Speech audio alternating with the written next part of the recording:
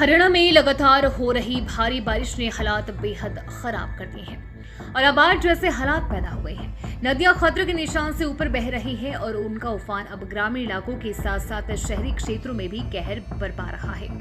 सबसे ज्यादा गंभीर स्थिति हाईवे पर देखने को मिल रही है। हिसार में हिसार चंडीगढ़ NH52 और दिल्ली हिसार NH9 पूरी तरह से पानी में डूब गए हैं। अम्बाला में अम्बाला रोड की NH 344 पर भी पानी का तेज बहाव है, जिसके चलते हाईवे की एक साइड बंद करनी पड़ी।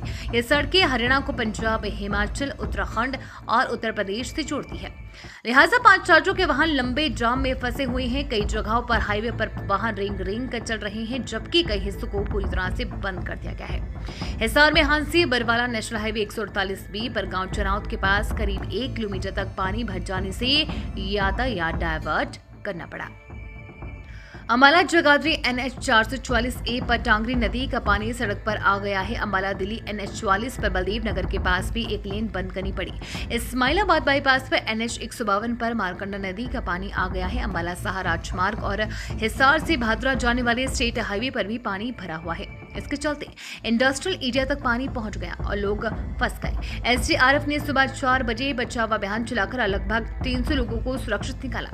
स्थिति को देखते हुए कई जिलों में स्कूल बंद कर दिए गए हैं। हिसार और सिरसा जिले में भी सभी स्कूल, फतेहाबाद के रतिया, भूना, टोहाना और जाखल, कैथल के गोला, चीका, कुरुक्षेत्र के पिहोवा, इस्माइलाबाद और शाहबाद के स्कूल अगले आदेश तक बंद रहेंगे। करनाल और पानीपत में यमुना नदी के किनारे बसे गांवों के 125 विद्यालय बंद कर दिए गए हैं। अम्बाला में जिन स्कूलों में पानी भर गया है वे भी बंद रहेंगे।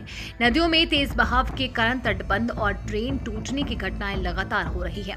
हिसार में घग्गर की ड्रेन कई जगह टूटी है। फतेहाबाद, रोहतक और सिरसा में भी तटबंध टूटने से गांव जलमग्न हो गए हैं। कुरुक्षेत्र में शाहपुर और इस्माइलाबाद के पास भी तटबंध टूट गए हैं। इन हालातों ने ग्रामीणों की मुश्किलें और बढ़ा दी है। बारिश और जलभराव के कारण वीरवार को 5 लोगों की मौत हो गई है और एक युवक बह गया। बहादुरगढ़ में करंट लगने से बच्चे की मौत हुई है। अम्बाला में टूटे तार के संपर्क में आने से एक युवक मारा गया। फरीदाबाद में 14 वर्षीय बच्चा नाले में गिरकर मर गया, जबकि सोनीपत पलवल में लोग यमुना और नहर में डूब गए। हिसार में बचाव कार्य के दौरान भी एक मजदूर की मौत हो गई है। हालात इतने गंभीर है कि प्रशासन ने चेतावनी जारी करते हुए लोगों से नदियों और नालों के पास न जाने की अपील की है।